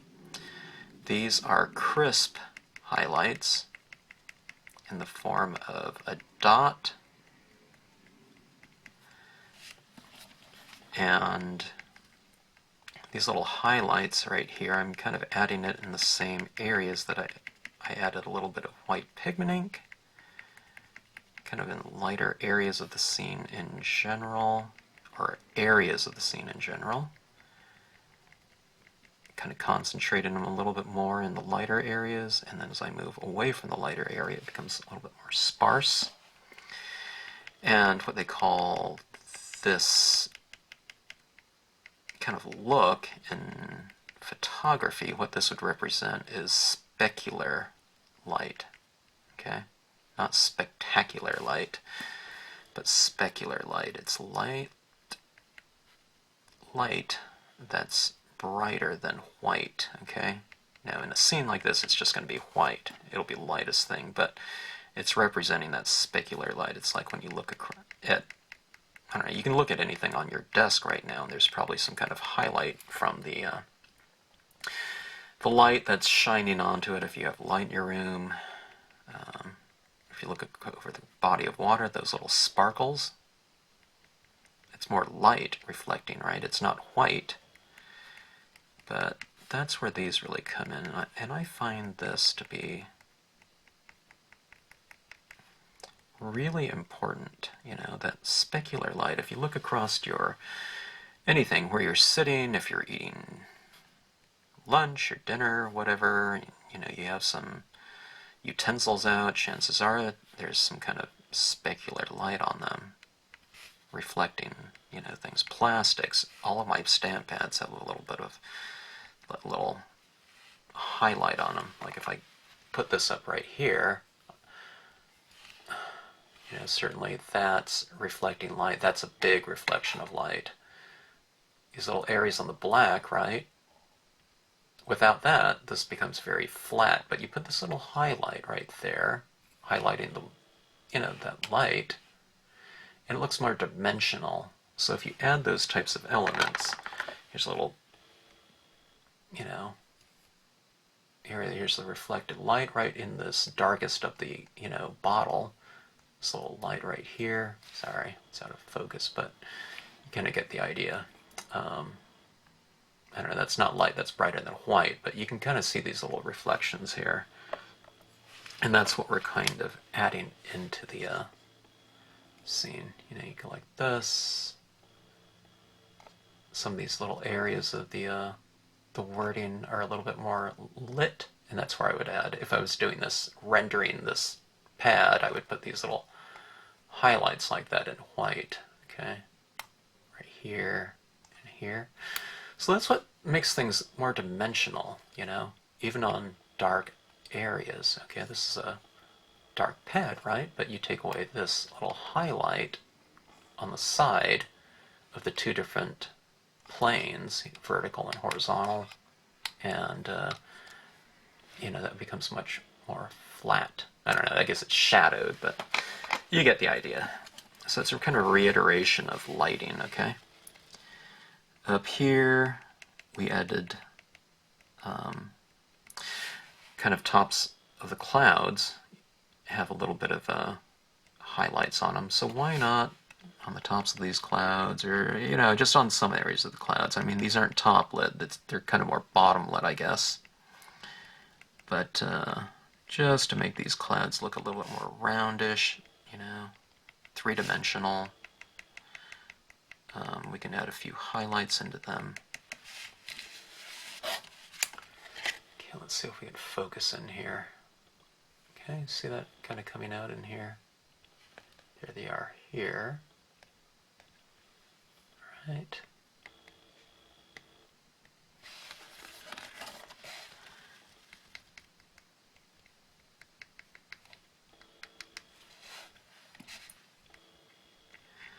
I don't know, there's lines in this water, you know, we can do some of that as well.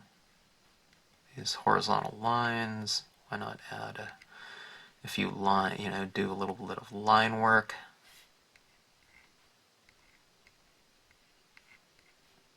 Have it taper out a little bit.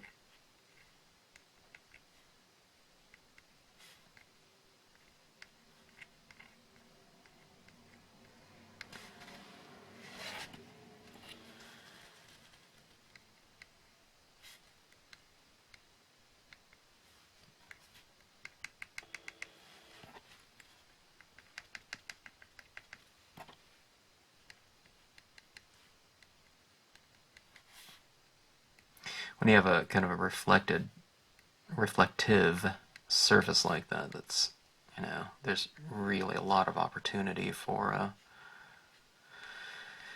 these types of effects or touches, I guess you could say. Okay. Kind of going crazy with it a little bit, but that area is somewhat light down there, so kind of we're zoomed in, kind of in a worm's eye view, but this is kind of a little bit more of what the scene would look like if you're looking at it at normal, normal distance. You're not going to see like, oh my god, it's so crazy busy down there. I don't know, sometimes it is, sometimes I go overboard, but anyway, one of the things about stamping, I mean, it looks to me like it's, it's sunset for sure, but if I was to represent something like twilight in here, maybe there would be the first, stars of the night kind of coming through a little bit.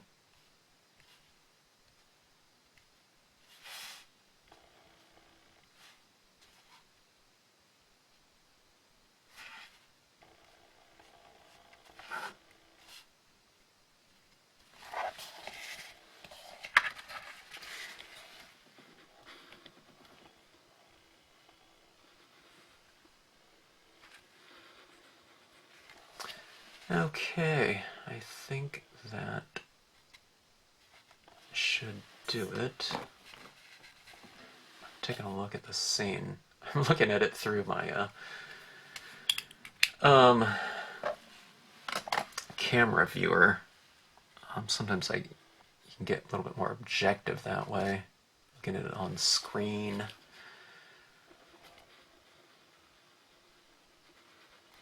Okay, I think that looks okay. So, does it look like that scene in the photograph? Not really, but it certainly references it. Let's take a look at it and do a comparison. We haven't done that for a few minutes here. I mean, the scene has certainly taken on a life of its own. It's kind of become its own thing. But let's see how it looks in comparison, okay? Colors are certainly a lot hotter and brighter in this one. Maybe if I did more of a gray palette on here, you can get much more of a closer, approximation, or what, I don't know what the word for it would be, but I don't know, quite different, but structurally kind of similar, I guess, in terms of the sky up here and general type of transitioning, going from kind of more blues into I don't transition into that color down below on mine, but I can mute it out a little bit more, but I don't really feel the need to. I think, I'm pleased with this in terms of the color scheme here. Yeah, some gray tones could be used down there, but I don't know. Maybe I'll take a look at it and see, what I think after this kind of sets up a little bit more. It's not real wet, but it'll look a little bit different when I allow it to dry, and then I'll probably hit it with a little bit of spray sealant, which will bring back a little bit more vibrancy, unless I just like it as is and I like it more slightly muted. If I spray it, the vibrancy of these colors will really pop out, but I don't know, right now I have to kind of decide, do I like the difference in that black and like that flock up there to be as is? There's a little bit more of a distancing of background and foreground this way. Like I said, all that area down here would get really crisp and saturated, and in terms of the intensity of the colors. So I don't know, we'll see, and I don't know. You'll know what I did because I'll show the results at the you know, I showed the results at the beginning of this video. So anyway, I hope you enjoyed the process of making this video. If you were able to sit through the entire thing, or if you just cut to the end, I hope you enjoy the same. So thanks again for watching, and until the next scene.